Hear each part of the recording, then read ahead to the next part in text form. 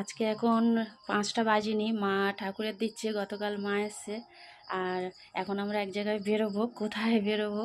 সবাই মিলে একসঙ্গে যাব। তা কোথায় বেরোবো সেটা দেখাবো।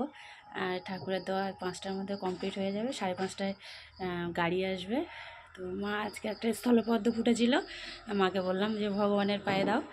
আমি তো সেদিন দিয়েছি, কি সুন্দর লাগছে ভগবানের পায়ে স্থলপদ্মটা।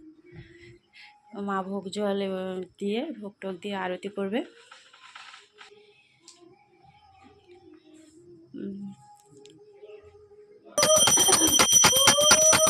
মা এখন আরতি করছে, মঙ্গল আরতি।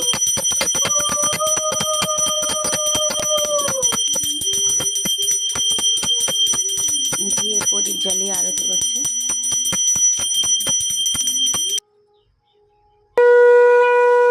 ভগবান দর্শন করুন।